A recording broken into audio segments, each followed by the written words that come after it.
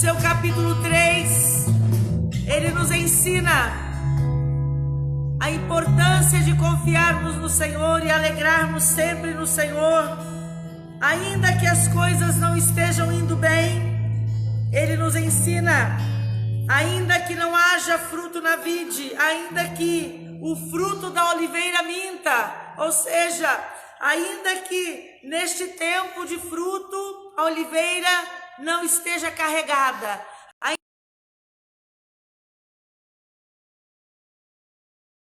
esperança de se ter vinho, mas eu me alegrarei no Senhor, porque Ele é o Deus da minha salvação.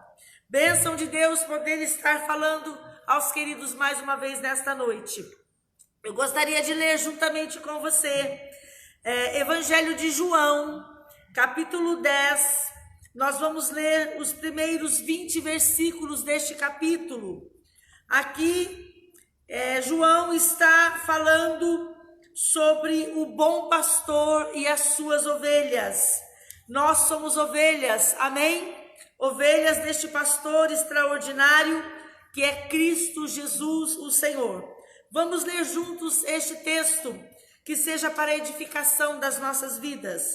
Vou aguardar você encontrar aí na sua casa Mateus, Marcos, Lucas e João. É o quarto evangelho do Novo Testamento.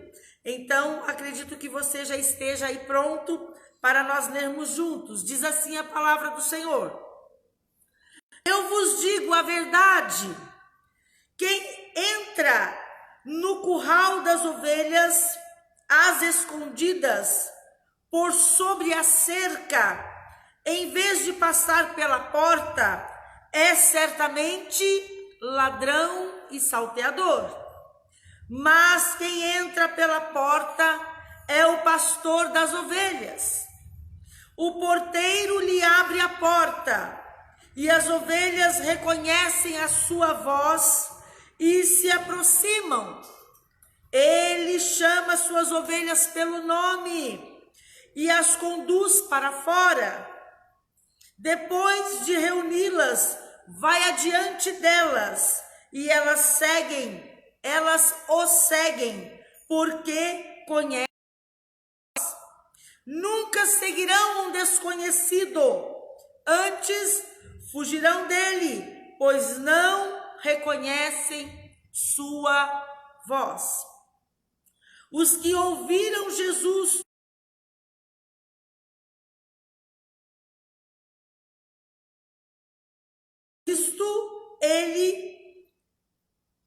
por isso ele a explicou: eu sou a porta das ovelhas. Todos que vieram antes de mim eram ladrões e salteadores, mas as ovelhas não os ouviram. Assim, eu sou a porta. Quem entrar por mim será salvo. Entrará e sairá e encontrará pastos. O ladrão vem para roubar, matar e destruir. Eu vim para lhes dar vida, uma vida plena que satisfaz. Eu sou o bom pastor. O bom pastor sacrifica sua vida pelas ovelhas. O empregado foge quando vê o lobo se aproximar. Abandona as ovelhas, porque elas não lhe pertencem e ele não é seu pastor. Então o lobo as ataca e dispersa o rebanho. O empregado foge porque trabalha apenas por dinheiro e não se importa de fato com as ovelhas. Eu sou o bom pastor. Conheço as minhas ovelhas e elas me conhecem. Aleluia! Assim como meu Pai me conhece e eu o conheço, e eu sacrifico minha vida pelas ovelhas. Tenho outras ovelhas que não estão neste curral, devo trazê-las também. Elas ouvirão minha voz e haverá um só rebanho e um só pastor. O Pai me ama pois sacrifico minha vida para tomá-la de volta. Ninguém, mas eu mesmo a dou. Tenho autoridade para entregá-la e também para tomá-la de volta, pois foi isso que o Pai me ordenou. Quando Jesus disse assim,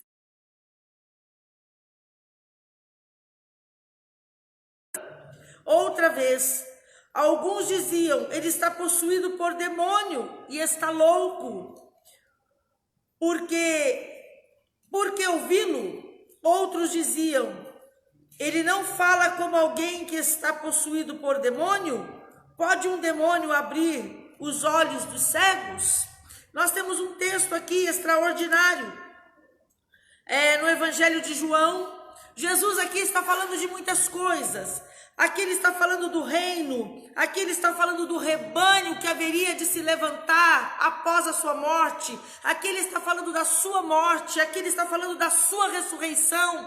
Ele está aqui parafraseando todos os acontecimentos que haveriam de vir. Então, nós temos aqui também uma situação, Jesus trazendo para os discípulos nesta hora, a situação de um rebanho que segue outro pastor.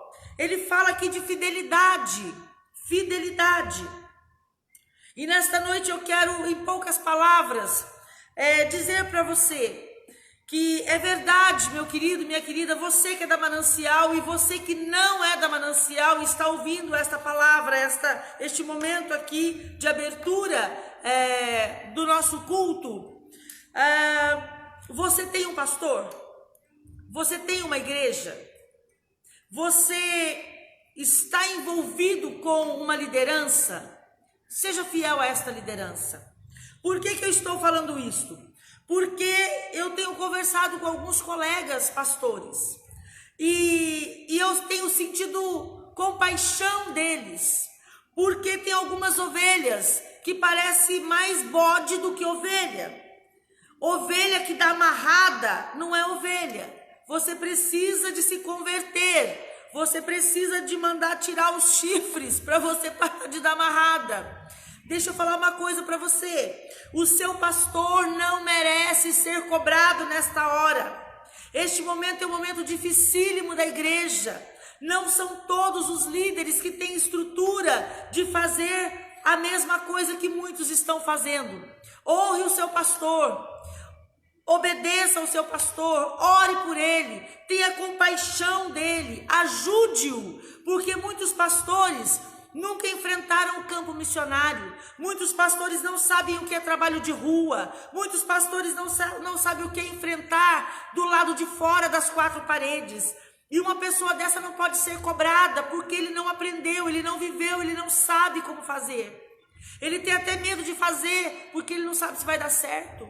Então, meu querido, você que é membro de uma igreja, ore pelo seu pastor, ligue para ele, dê um alô, pastor, nós estamos juntos e vamos esperar o momento certo da igreja voltar e vamos obedecer para não colocar a igreja em risco, para não acontecer da polícia chegar, fechar a igreja e envergonhar o evangelho. Tenha esse entendimento, meu irmão, minha irmã, tenha esse entendimento, pelo amor de Deus. É necessário agora ser unidos. Não vá cobrar o seu pastor. Olha, tem pastor que falou para mim assim: pastora, eu não sei o que fazer. Os membros da minha igreja estão me ligando dizendo que se eu não abrir a igreja, eles vão para outra igreja. Meu Deus do céu! Meu Deus do céu, irmão, não faça isso. Honre o seu pastor. O seu pastor não merece ser ameaçado. Jesus está falando em João capítulo 10 sobre essas pessoas que fazem essas coisas. Jesus está falando sobre ovelhas que não sabem se comportar no meio do rebanho.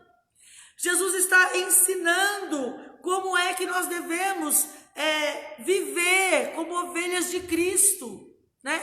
Ovelhas dele, e sendo conduzidas por um pastor aqui na terra. Eu tenho certeza que os irmãos da Manancial estão bem tranquilos e confortáveis. estamos trabalhando e agora eu quero falar um pouco sobre isto.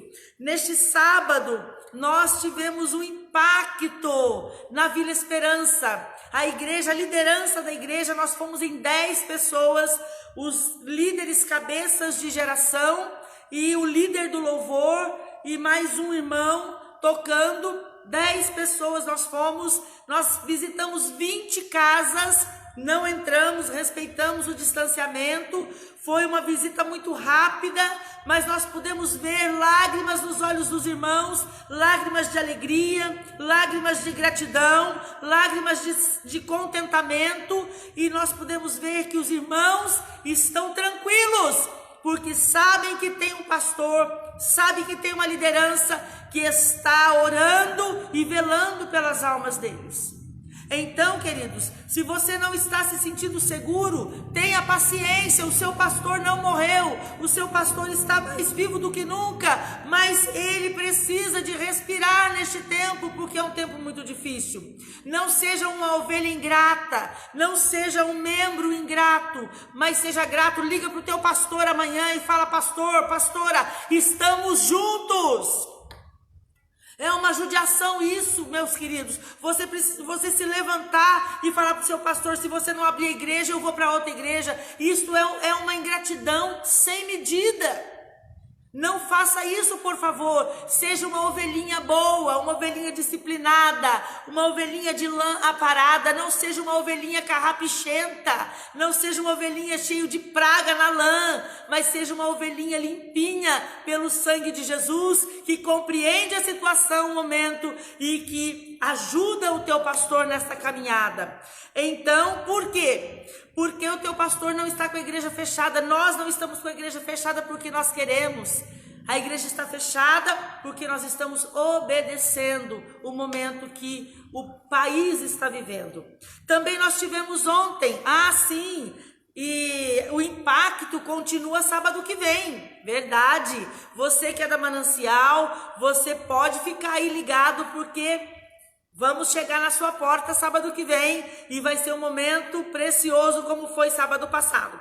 Também ontem nós tivemos o irmão Pedro com o sem script aqui no templo. Tinha aqui 10 jovens, mais ou menos, cerca de 10 jovens, isso? 7. Tinha 7 jovens orando aqui ontem e foi bênção de Deus. E é isso, irmãos, nós temos que saber passar, né? Também eu quero dizer para você,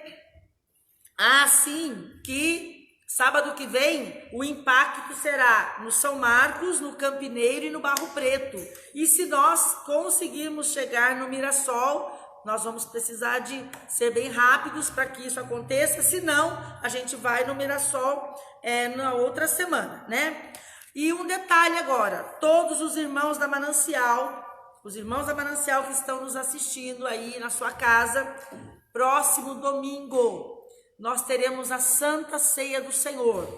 Santa Ceia, domingo que vem, dia 17 de maio, e você deverá aguardar as instruções da Santa Ceia. Fica de olho lá no grupo da sua geração, no WhatsApp, que nós vamos estar dando instruções para os líderes, e os líderes estarão dando instruções para todo o povo da Igreja Manancial.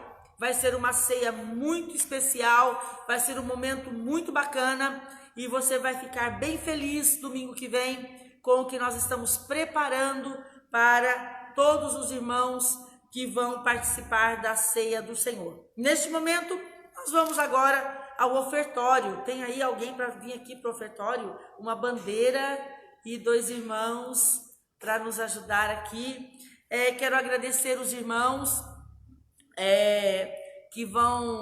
que estão ofertando, que estão comparecendo com os dízimos aqui na casa do Senhor, para que nós possamos cumprir com os nossos compromissos, cumprir com as obrigações da igreja. Muito obrigada pelo teu carinho, pela tua dedicação.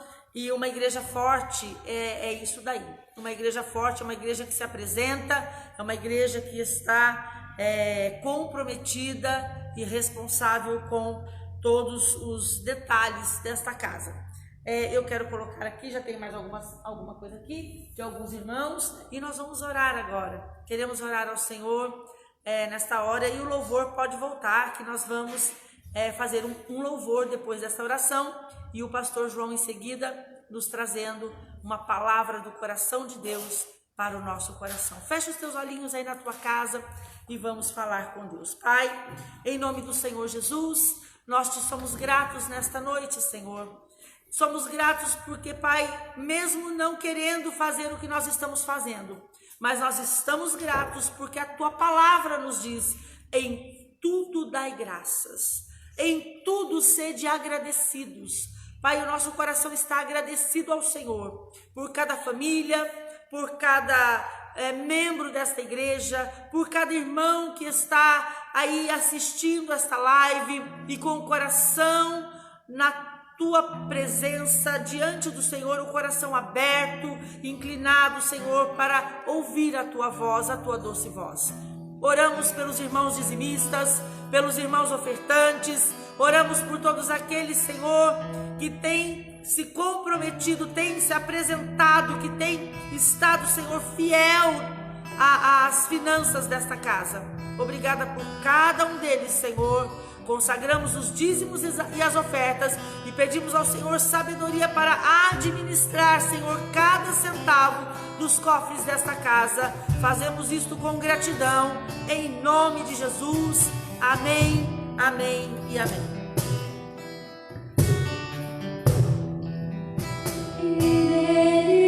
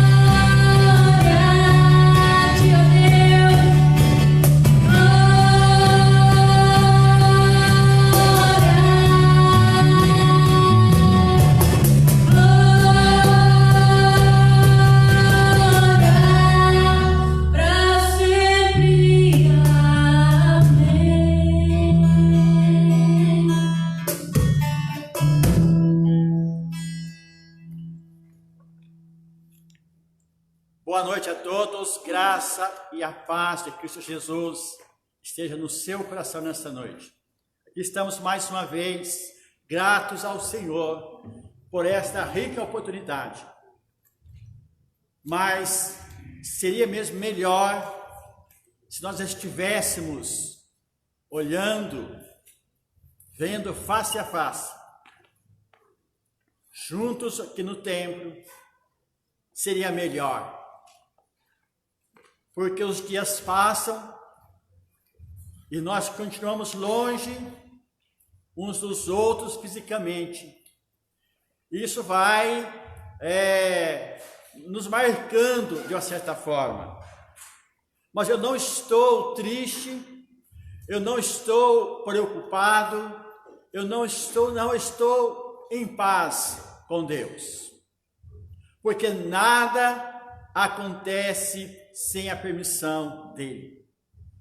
Nada que acontece no mundo, seja boa ou ruim, tudo está sob o controle do nosso Deus, do Criador do universo.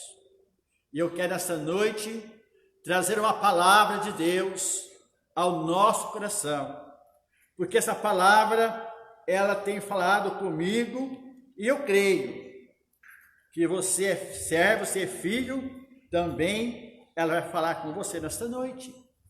Eu creio que Deus, o Senhor, está com o seu povo. Deus sempre esteve com o seu povo. Deus nunca abandonou o seu povo. Deus permitiu situações ao longo da história que viesse a acontecer com o seu povo. Todas as vezes que aconteceu alguma coisa com o povo de Deus, no passado, no Antigo Testamento, só tinha uma questão, era desobediência, era insubmissão. E eu quero falar contigo nessa noite.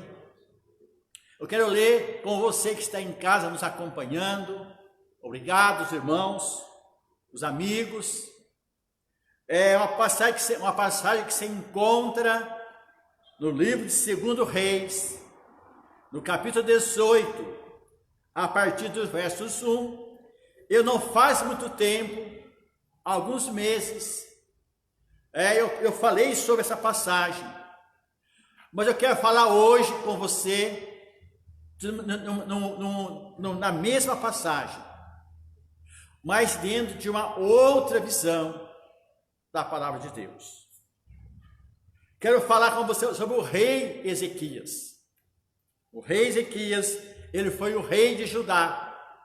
Então eu quero ler com você, 2 Reis, capítulo 18, verso número 1 a seguir, que diz assim: no terceiro ano de Oséias, filho de Elá, rei de Israel, Ezequias, filho de Acás, foi proclamado rei de Judá.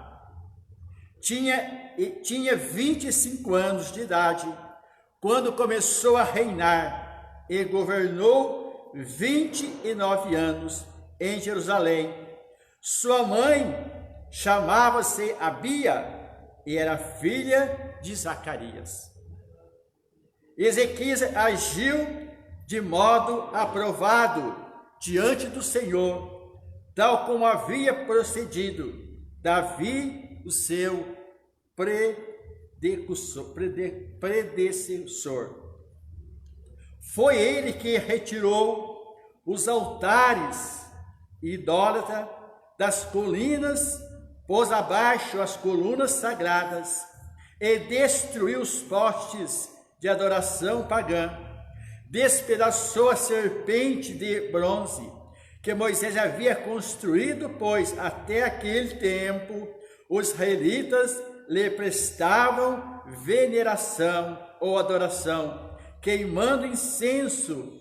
Era conhecida como Neustã. Ezequias depositou toda a sua confiança no Senhor, Deus de Israel, de modo que não houve ninguém semelhante a ele, entre todos os reis de Judá, nem antes e nem depois dele. Conservou-se fiel ao Senhor, sem jamais afastar dele. Observou os mandamentos do Senhor, prescrevera a Moisés. Por isso, o Senhor esteve com ele e lhe concedeu prosperidade em tudo que fazia, e revoltou-se contra o rei da Síria, e não mais lhe foi submisso. Até aqui, eu quero, nessa hora, fazer uma oração, juntos, que Deus possa ir da sua casa também ministrar o seu coração, amém? Maravilhoso Deus e Pai, aqui está a tua santa e bendita palavra, Senhor. Pai, ela foi escrita há tantos anos atrás, mas é a mesma palavra hoje, Senhor. Ela foi direcionada para uma época, para um povo, para um rei, mas essa palavra, ela nos chama a atenção, Deus, hoje. Ela nos remete a olhar o que aconteceu naqueles dias. Por que Ezequias foi um homem fiel ao Senhor? Ele servia o mesmo Deus que nós servimos hoje. O Senhor não mudou, mas Ezequias teve uma posição. Ele como rei tomou uma posição, Pai, diante de ti, e o Senhor não o deixou envergonhado. E diz a tua palavra que não houve nenhum rei em Israel, nem antes e nem depois dele, igual a Ezequias. Pai, abençoa o teu povo que está em casa agora, Senhor. Os irmãos que estão nos acompanhando, meu Deus, nessa live, fala ao coração deles de uma maneira sobrenatural, que só tu, Deus, pode falar, através do teu santo e doce Espírito. Assim oro em nome do Senhor Jesus. Nós lemos a passagem, irmãos, e vemos aqui que o rei Ezequias foi levantado como rei. Ele tinha apenas 25 anos de idade. Ele era um jovem rapaz, ainda inexperiente. E eu quero chamar a atenção dos irmãos nesta noite, é que o texto nos diz, no versos 1, no terceiro ano de Oséias, filho de Elá, rei de Israel. Aqui é para dar uma referência, uma noção do tempo. Ezequias, filho de Acás, foi proclamado rei em Judá. Irmãos, se você não sabe, eu quero te dizer hoje, Ezequias era filho do rei Acás. Acás foi um rei mau, um rei que não adorou a Deus. Ele fez alianças com as nações pagãs. Acás, ele foi de uma maneira tão tremenda, sem temor a Deus, que no capítulo 16, do verso 10, diz assim: o rei Acás foi a Damasco, a fim de encontrar com Tiglat-Pilser, rei da Síria, e observando ali o altar, mandou ao sacerdote Urias um modelo do altar, com informação detalhadas para a sua construção. O sacerdote Urias construiu o altar, executando todas as instruções que o rei Acás havia mandado de Damasco, antes que chegasse de Damasco. Quando o rei Acás chegou de Damasco, viu o altar e aproximou-se e subiu a ele, e fez queimar sobre o altar o seu holocausto, oferta de cereais e suas obrações, vinho e sangue de oferta pacífica. O altar de bronze que era dedicado exclusivamente ao Senhor, Deus, ficava entre o novo altar e o templo.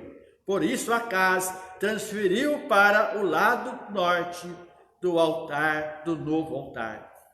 Então o rei Acaz deu a Urias a seguinte ordem: queima no meu grande altar o holocausto da manhã, como também oferta de cereais e holocausto do rei e suas ofertas de manjares de holocausto de toda a nação, e a sua oferta de manjares e as suas libações, todo o sangue dos sacrifícios aspergirás sobre o altar, porém utilizarei o altar de bronze como oráculo para minhas adivinhações. E o sacerdote Urias fez tudo o que lhe ordenara o rei Acaz. Isso aqui é apenas um pano de fundo para você saber quem era o rei Acaz. Acaz, ele assumiu o trono para reinar sobre Judá.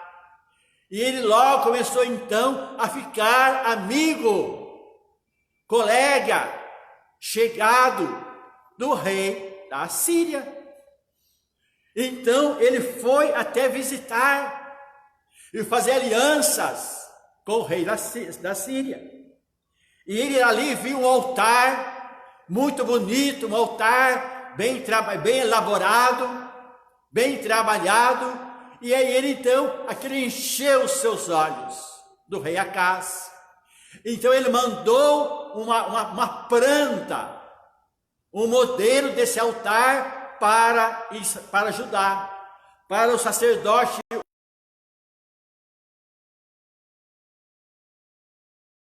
Quando Acaz voltou da Síria para Judá, o altar já estava pronto segundo a sua ordem. E ordenou que se oferecesse agora sacrifícios e ofertas de cereais sobre o novo altar. Eu quero esta noite, eu vou entrar agora na mensagem. Eu quero hoje, nesse momento, falar com você que nós, o mundo todo, eu quero falar com você da Igreja Manancial e os demais que nos acompanham, que no Brasil nós estamos sofrendo um momento de uma grande dificuldade. Esta situação que estamos vivendo de ficar em casa, isso, irmãos, vai trazer para a igreja um prejuízo. Eu não quero dimensionar, também não sou pessimista, mas eu sou realista. Essa permanência em casa dos irmãos, eu estou falando de todos, mas de muitos irmãos da Manancial, também de outras igrejas, ao estar em casa, vai trazer um certo conforto, que quando a igreja voltar às atividades normais, vai haver um desejo tão grande de continuar em casa, que as pessoas não terão mais desejo de vir aos cultos na casa do Senhor. De tão bom que é ficar em casa, não tem que preocupar com vestimentas, não tem que sair ao vento, nem sair no frio, nem sair na chuva, nem deixar o seu abrigo, o seu conforto em casa para vir ao templo, ficar 2 horas sentadas, às vezes de pé, ouvindo a pregação, enquanto em casa você assiste quando quer, como quer, do jeito que quer, e não está tudo certo. Esta é a minha posição, esta é a minha visão. Eu não estou aqui criticando, eu estou falando que vai acontecer com certeza. Porque a igreja é o lugar aonde nós alimentamos, onde nós comungamos, aonde nós relacionamos, onde nós aqui louvamos a Deus junto com a congregação. E isso, irmãos, tem um valor, não é apenas uma reunião, não, um ajuntamento de pessoas, é o lugar onde nós reunimos todos juntos, com o mesmo desejo, com a mesma fé, de estarmos juntos adorando a Deus. Agora, essa quarentena, as pessoas ficando em casa, à vontade, sem nenhum contato físico com os demais irmãos, isso, queridos, vai trazer um prejuízo para a igreja. Eu ouço alguns pastores pregar que quando a igreja voltar, ela vai voltar mais forte, isso é o que lá, irmãos, eu discordo. Aqueles que suportarem, aqueles que passar pela prova, sim, poderão voltar com algumas experiências a mais, mas aqueles que não suportarem, não a suportar a ausência e gostar do conforto de ficar em casa, irão retroceder, porque o nosso adversário, você tem um adversário, eu tenho um adversário, nós temos um adversário, que ele trabalha, faz de todas as formas para esfriar, para desanimar, para nos tirar do foco dos propósitos de Deus.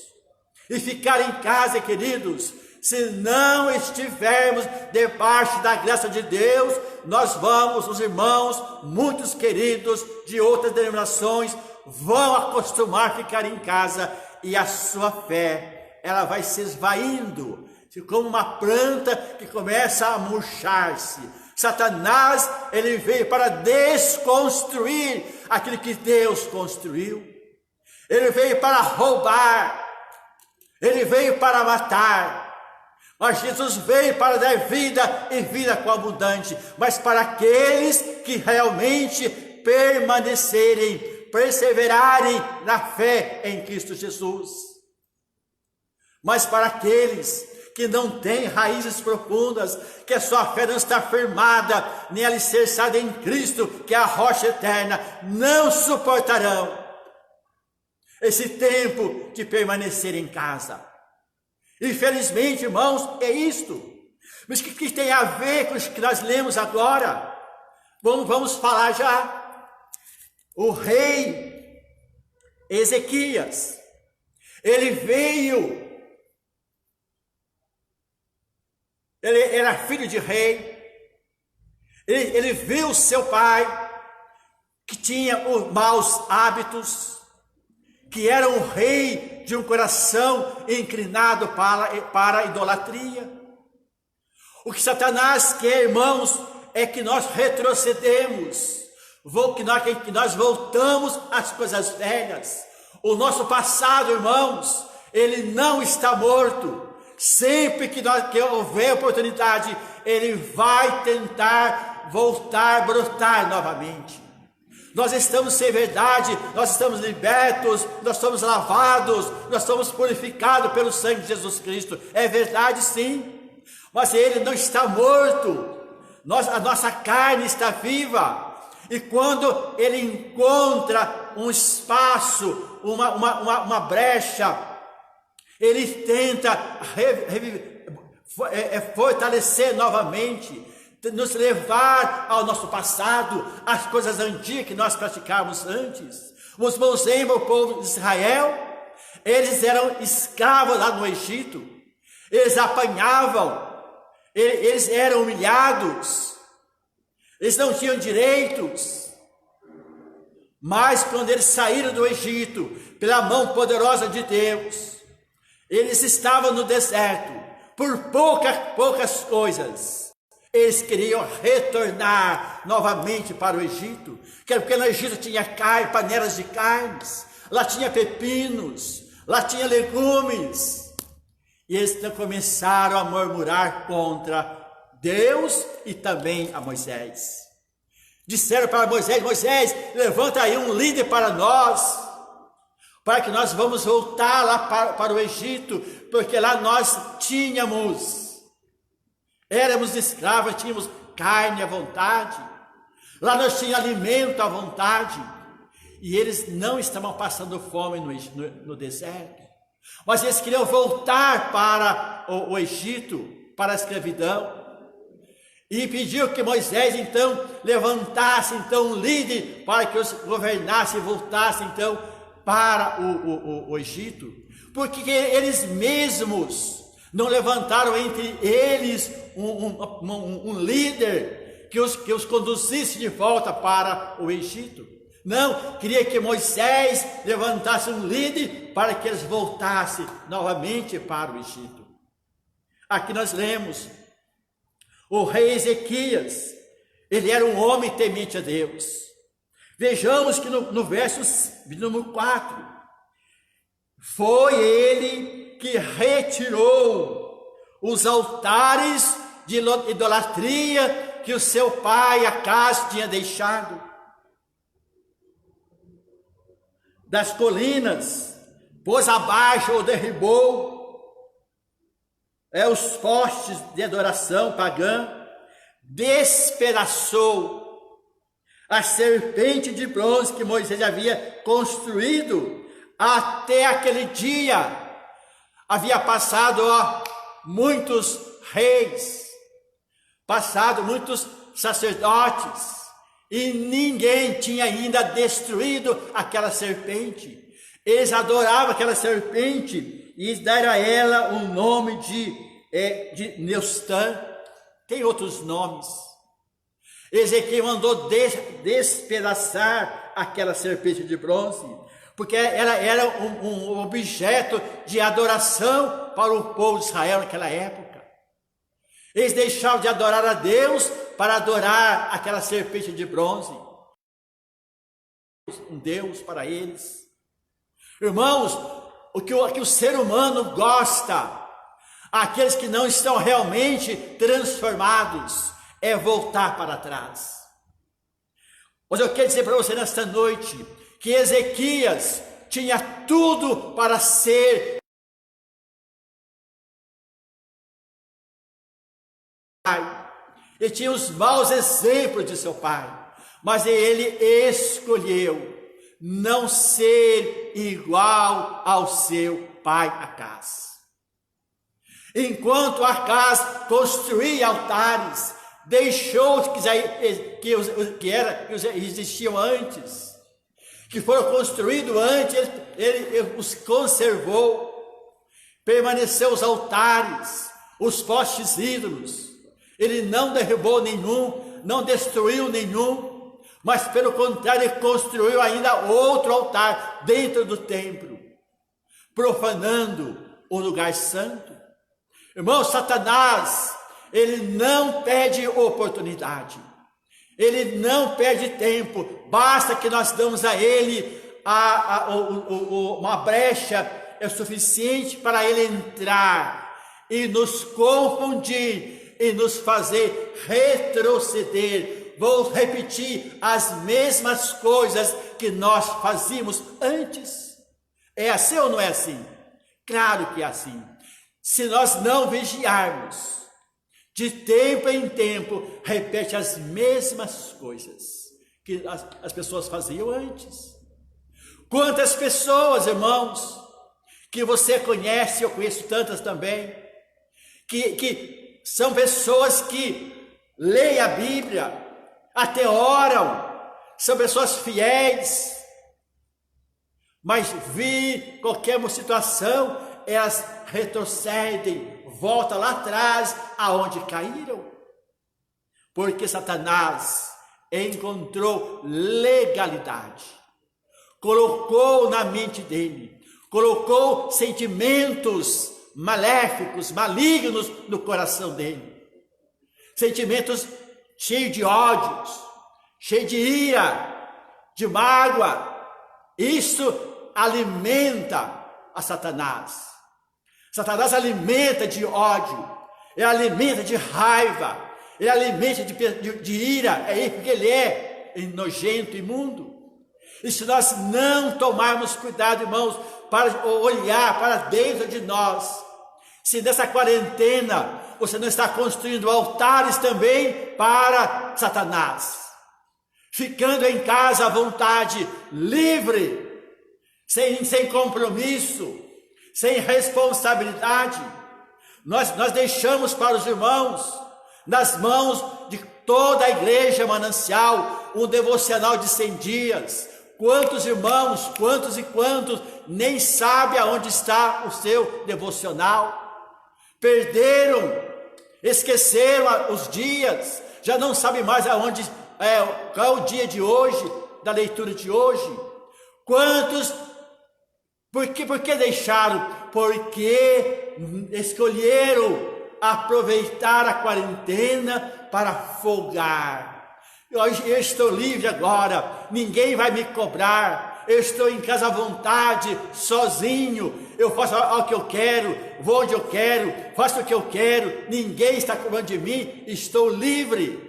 Livre de quem? Livre de quem? Pode estar livre de alguém, mas escravo das trevas.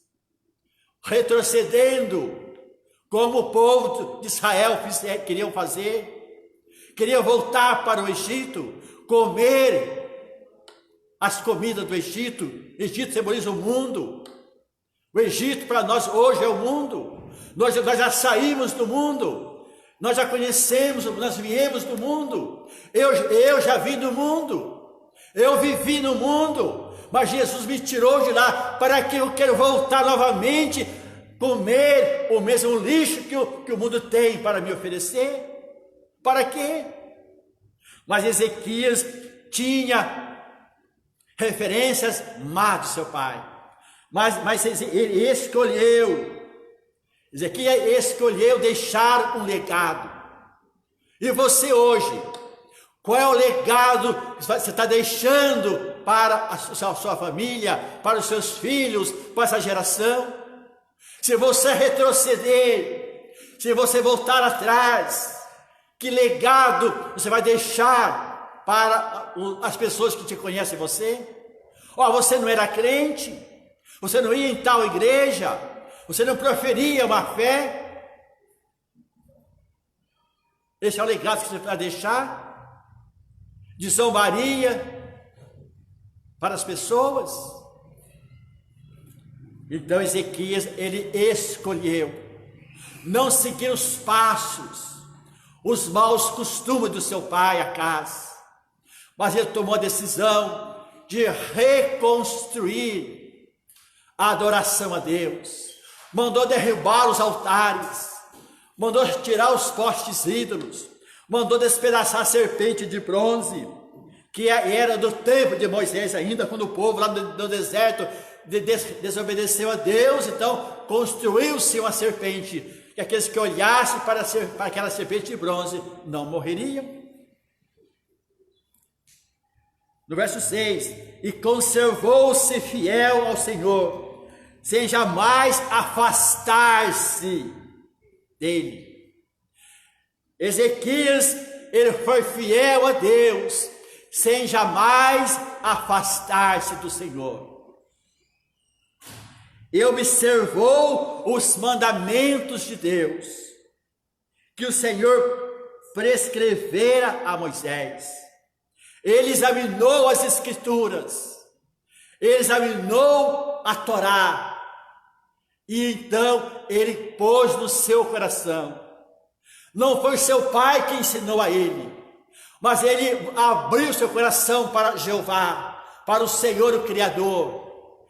E ele então foi instruído pelo Senhor, por Deus, a mudar a sorte daquela nação, daquele povo, que vinha já há anos sofrendo, porque levantava um rei mau, aquele morria, vinha outro rei mau, e o rei que antecedeu a ele era seu pai, foi um rei mau, terrível, que fez coisas terríveis, que aborreceu a Deus.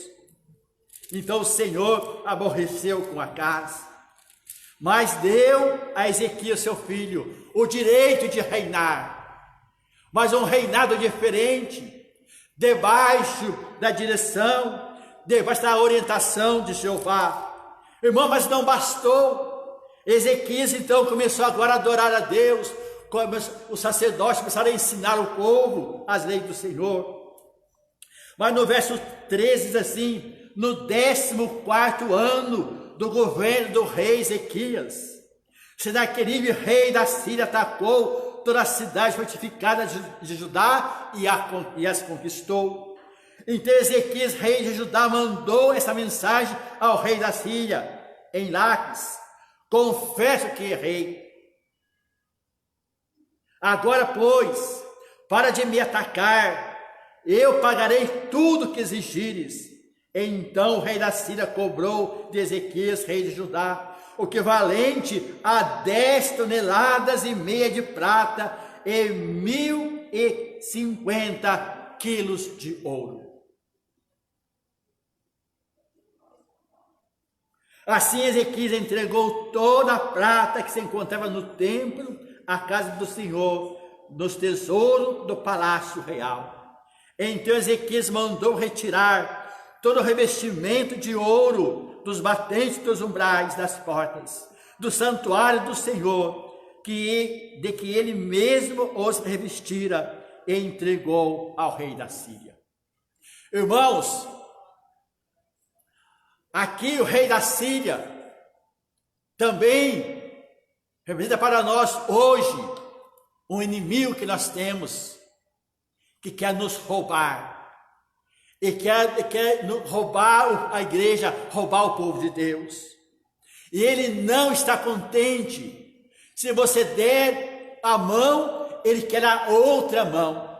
Se você der um pé, ele quer o outro pé. Ele quer tudo. Ele quer a sua vida, ele quer a sua alma, ele quer você inteiro. Ele não está contente com migalha, ele quer tudo. Não se deixe enganar. Se ele pede para você fazer tal coisa e você faz, obedece a ele não vai se dar por satisfeito e vai querer mais. E você dá mais, ele quer mais, até tomar todo o seu ser, todo o seu sentimento, roubar a sua fé, tirar a sua força, tirar as suas convicções, para você voltar lá onde você se encontrava anteriormente. Então nós vemos que o rei Ezequias, ele confiava em Deus, ele não deixou se abater pelas ameaças do rei da Síria. Então no verso 28 diz assim: e em seguida Rabsaque levantou-se, bradou em hebraico, a língua dos judeus, ouvi a palavra do grande rei, do soberano da Síria. Esse homem era o comandante do rei da Síria. Então ele vai até Jerusalém, trazendo uma mensagem de segundo ele, o grande, o poderoso rei da Síria. Eis que eu declaro, o rei, não deixe que Ezequias vos engane, porque ele não será capaz de vos livrar das minhas mãos. Bom, Satanás tem trabalhado tentando desqualificar as lideranças. Eu sei que tem muitos líderes que realmente perderam o temor a Deus.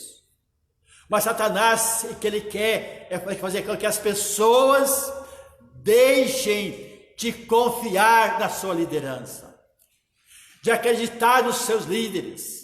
Olha o que esse camarada está fazendo com o povo. Vocês acham mesmo? Não vos enganem. Ezequias não poderá livrar vocês das mãos do grande rei da Síria. E mais, tampouco vos convence Ezequias a depositar toda a vossa confiança no Senhor, argumentando: o Senhor com toda certeza nos salvará e essa cidade não será entregue nas mãos do rei da Síria. No coração de Ezequias, ele apregoava que aquela cidade, a cidade de Jerusalém, a cidade do grande rei, ela era murada, com muros enormes, mas o Senhor também, o Jeová, estava guardando a cidade dos ataques do inimigo. Ele confiava assim, ele cria em Deus, ele era um rei temente a Deus. Então Ezequias dizia para o povo: confia no Senhor, confia em Jeová, ele não vai deixar que a nossa cidade seja invadida pelo rei da Assíria. Confia em Deus, não temas, confia no Senhor, ele vai nos dar escape. Porque o rei, o exército de Judá, perto do exército da Síria, irmãos, era muito pequeno, era muito fraco.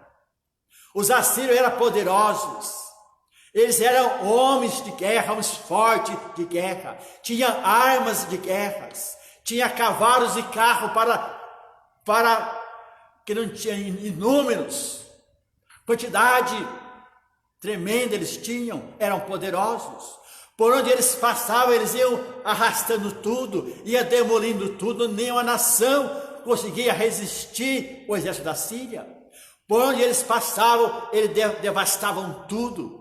Eles eram tremendos, eles matavam as pessoas, matavam os reis e deixavam algumas pessoas vivas. Segundo a história, uns eles decapitavam, outros cortavam os braços, outros cortavam as mãos, outros arrancavam os olhos para ficar como testemunha. Olha, esse rei é tremendo, olha o que ele fez, ele destruiu a nação, e o que ele fez para as pessoas que ficaram mutiladas, para colocar pavor. Irmãos, Satanás, ele é mestre em querer nos apavorar, ele é mestre em nos impressionar. Sabia disso? Que ele é mestre para te impressionar, dizer que você não vai conseguir, que você não vai dar conta, que não vai dar certo, que não vai prosperar, isso não vai adiante, nós estamos realmente difícil, nós não vamos vencer não. Ele gosta de impressionar o ser humano, esse é o trabalho dele, de enganar. E também aqui o rei da Síria fazia o mesmo, tentando apavorar o povo. Vocês vão confiar em Ezequias? Vocês vão ficar aí prostrados diante de Deus? Os deuses das nações, nenhum puderam nos resistir, e o Deus de Ezequias vai nos resistir? Esqueçam disso, deixem isso para lá. Ora, não deis ouvido a Ezequias, porque assim diz o rei da Síria: celebrai um pacto de... Ora vem a proposta dele: celebrai um pacto de paz comigo, e vinde e servir-me, e comei com fartura, cada um na sua própria vide, na sua própria figueira, e bebei cada um da sua água, da sua própria cisterna. Olha bem a proposta que o rei da Síria fez para o povo de Judá. Certamente celebrareis um pacto de paz comigo. Irmãos, Satanás tem algum pacto de paz para fazer para você? Ele já fez algum pacto de paz com alguém? Quando você estava no mundo, você fez algum pacto de paz com ele? Ele não conhece paz. Ele não conhece o que é bondade e misericórdia. Ele é ódio puro, enganador e mentiroso. É que o rei da Síria estava fazendo aqui com o povo povo de Judá. Celebrareis um pacto comigo, e vinde e servir-me. Vem me servir.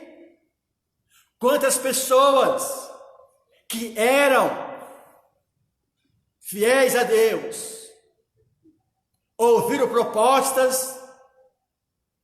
propostas recheadas, agradáveis, que davam um certo sustentação por alguns dias, e celebraram um pacto com as trevas, e hoje estão pagando um preço muito alto.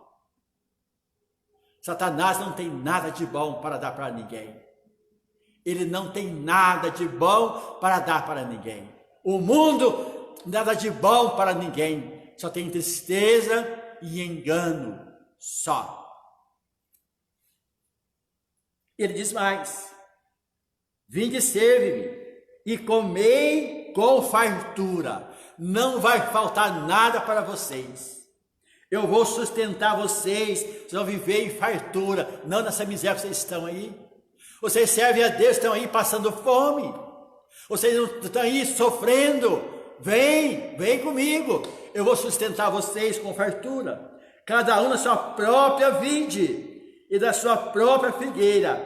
E bebei cada um da água da sua própria cisterna. E até que eu venha e vos leve para uma terra como a vossa. Olha aí, vos leve para uma terra igual à vossa, terra de cereal e de vinho, terra de pão e de vinhas, terra de oliveiras e de mel, para que vivais e não pereçais. Não deis, pois, ouvido a Ezequias, porquanto esse homem vos engana, enquanto afirma: o Senhor vos livrará.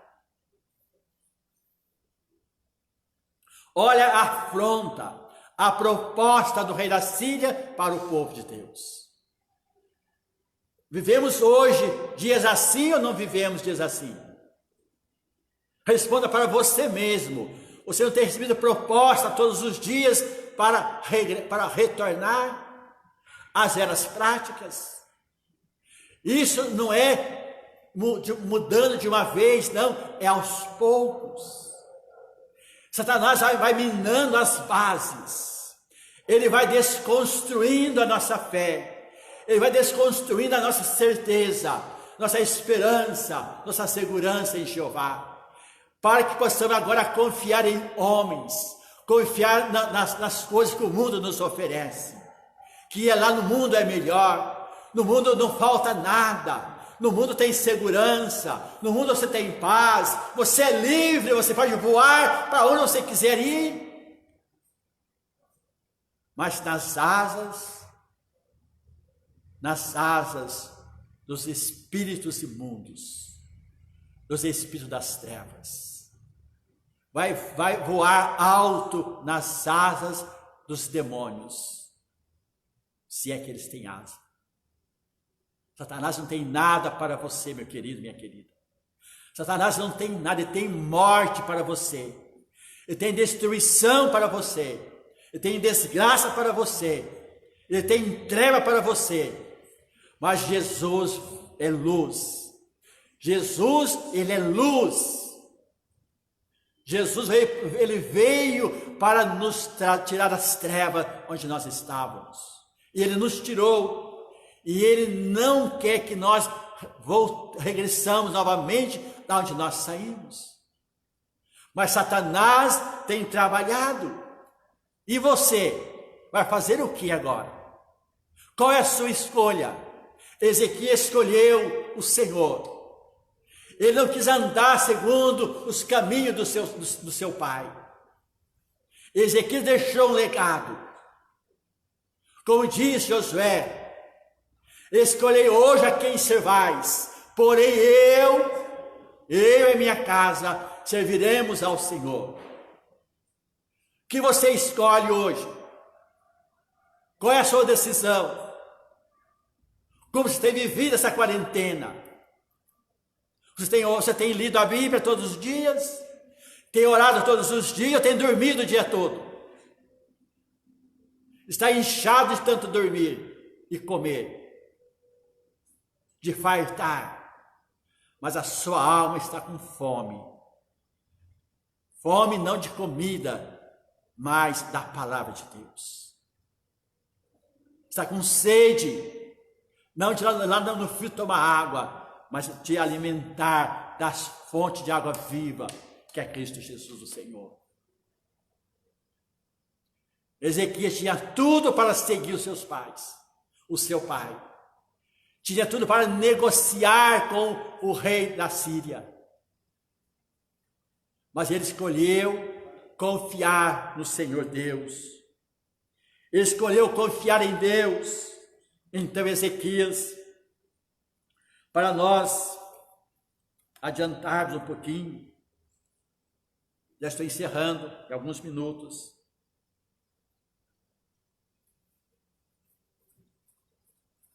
Nós vemos que Ezequias, no verso de número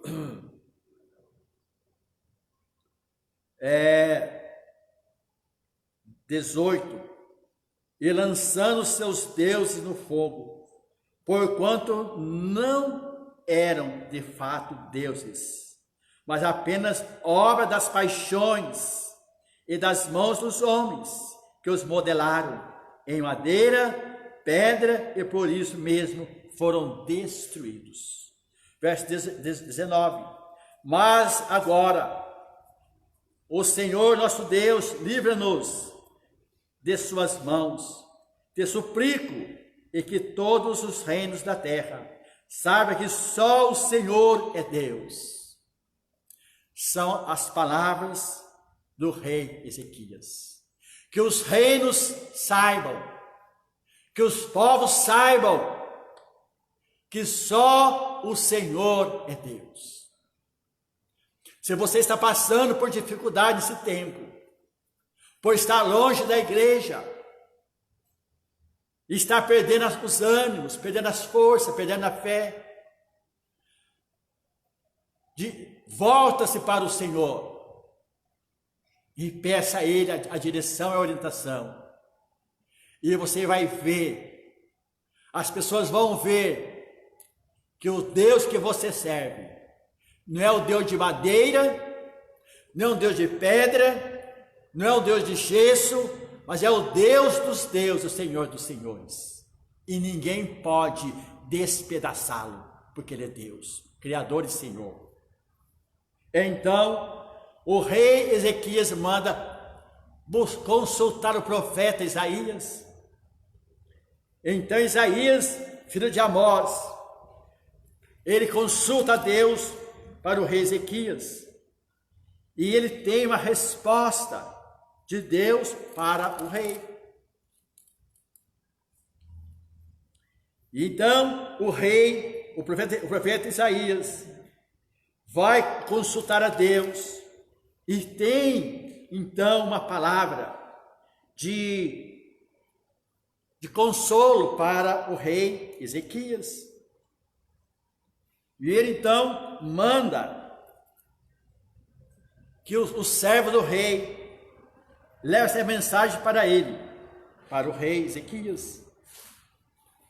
E então ele vai, consulta a Deus, e o Senhor disse que ele não seria entregue nas mãos do inimigo, que o Senhor ia dar a ele vitória, o Senhor ia dar a ele graça, e Deus iria lutar por ele, porque pelas forças dele, ele jamais poderia vencer o exército inimigo.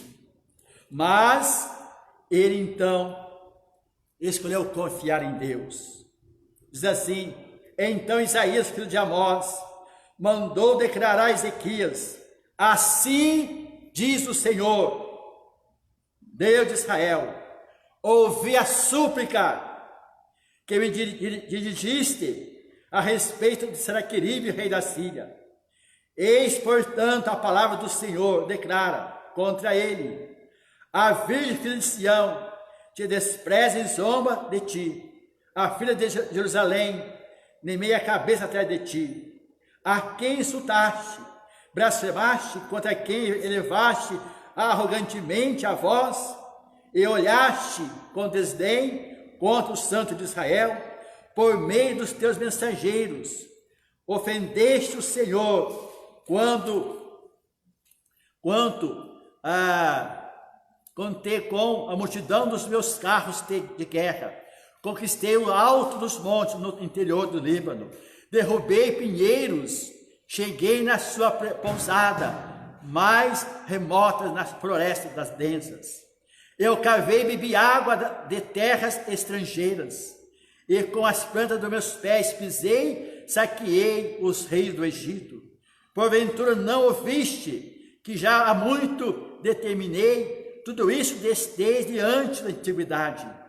Plantei plantei e agora faço acontecer, porém aprove-me agora executar para que fosse tu que reduziste a cidade fortificada e a montes de escombros e ruínas desertas.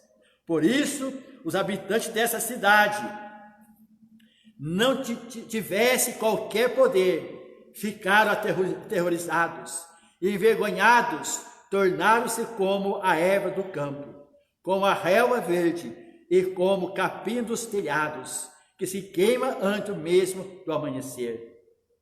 Essas eram as palavras de afronta.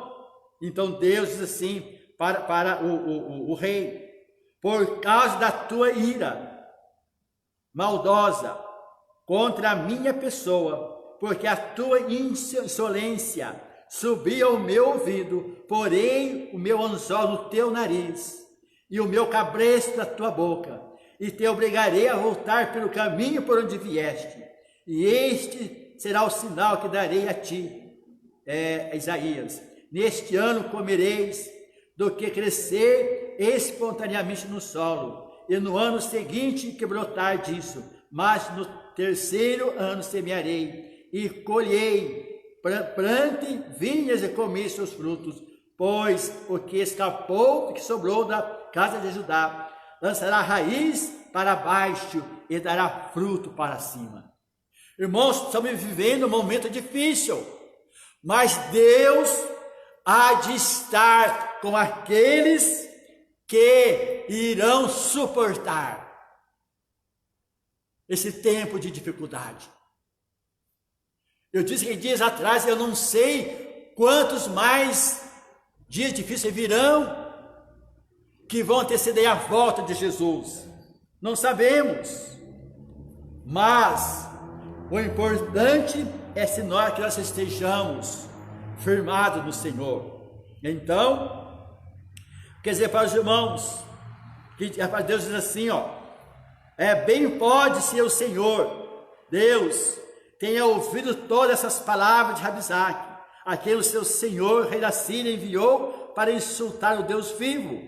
Quem é o Senhor, Deus? O repreenda pelo que ouvir interceder, pois pelo que ainda sobrevive. No verso 19:6, esse lhe declarou: dizei a vosso Senhor, assim diz o Eterno, não tenha medo das palavras que ouviste, das blasfêmias com as quais as secras do rei da Síria me afrontaram.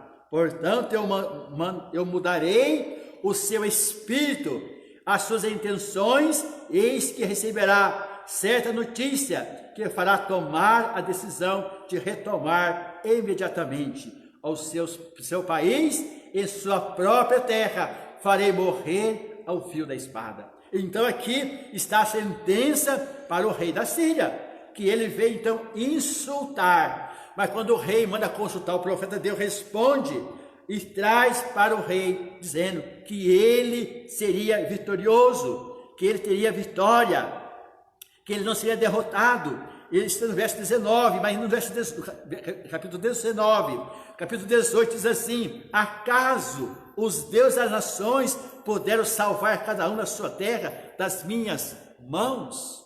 Não puderam, porque eram deuses de madeiras, Deus que os homens criaram, mas o Deus de Israel, o nosso Deus, é Senhor nos céus e na terra. Nenhuma nação, nenhum mal, nenhuma peste vai nos derrotar, porque o Senhor pelejará pelo seu povo. Deus pelejará por nós, como pelejou para o povo de Israel, quando Ezequias foi rei e foi temente ao Senhor. Ele não consultou os deuses das nações, ele consultou o Deus de Israel, o Senhor o poderoso. Você tem confiado em quem? A sua confiança está em quem hoje? Te pergunto. Em quem está a sua fé? Baseada em quê?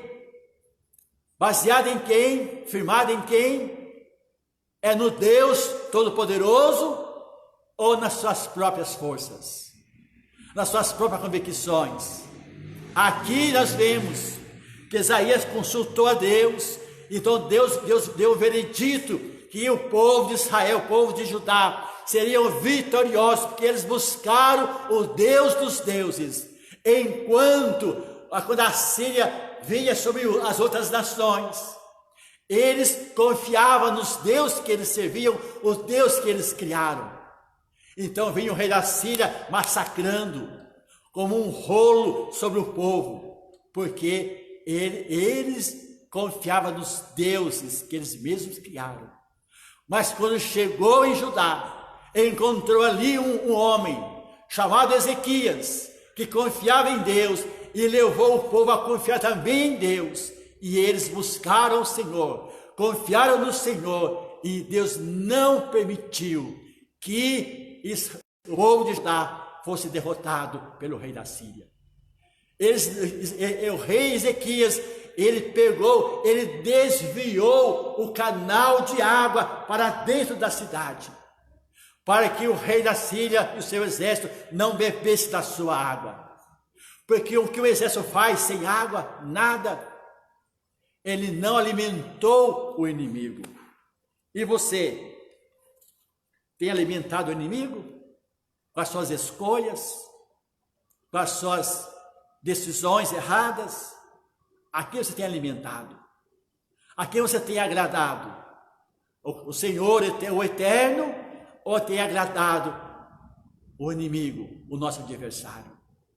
Que nesta noite você possa pensar que essa quarentena não é para te matar, mas pode ser para levantar, te fortalecer a sua fé. Essa coronavírus, Covid-19, ele não veio para destruir a sua fé, mas ele pode vir para provar a sua fé.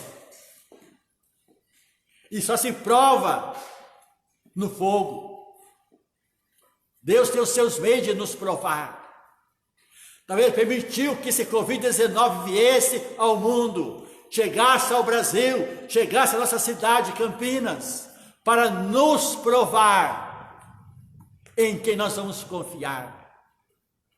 Que você possa confiar em Deus, no Deus Todo-Poderoso, no Senhor da glória. Que a sua fé não seja esmorecida, possa estar firmada, mais forte em Deus. Você não seja uma presa fácil do nosso adversário, mas seja um valente, um guerreiro, uma guerreira, que pega a espada e sai pela peleja. Diga não para o pecado, diga não para a preguiça, diga não para o desânimo, diga sim para Jesus. Diga assim: Senhor, eu vou obedecer a tua palavra, porque que o Senhor é poderoso para me guardar em meio a essa situação. Que Deus abençoe a sua vida grandemente e você seja forte para vencer todos os obstáculos, em nome de Jesus Cristo. Que Deus abençoe a sua vida grandemente, meu querido e minha querida. Já estamos encerrando aqui, que as horas se avançam. Desejo a você um resto de noite abençoado. Que o Eterno Poderoso te cubra com o seu manto, a sua casa, a sua vida. Que você não vai esmorecer, você não vai abandonar o Senhor, você vai continuar firme em Cristo Jesus. Eu quero orar com você agora. Querido Deus e Pai, eu peço agora, ó Pai, em nome de Jesus Cristo, ora para o teu povo, Senhor, para a tua amada igreja, Deus Santo. Pai, que eles não sejam, Pai, derrotados, nem desanimados, meu Deus, Pai, possa ser fortalecido no Senhor, Pai. Não deixe teu povo desfalecer, Senhor amado Deus, mas guarda cada um deles debaixo das tuas mãos poderosas, e eu seguro as tuas mãos fortes cada dia, Senhor. É o que te peço, em nome de Jesus Cristo. Uma boa noite para você, fique em paz, que Deus te abençoe grandemente a sua vida, e que o grande amor de Deus, o Pai, e que a graça Salvador Jesus Cristo, Filho amado, seja com você todos os dias, a sua casa, a sua família, e que as consolações do Espírito Santo de Deus seja sobre a sua vida todo o tempo até a volta de Jesus. Deus te abençoe grandemente. Tenha uma boa noite, até domingo, se Deus quiser, em nome de Jesus.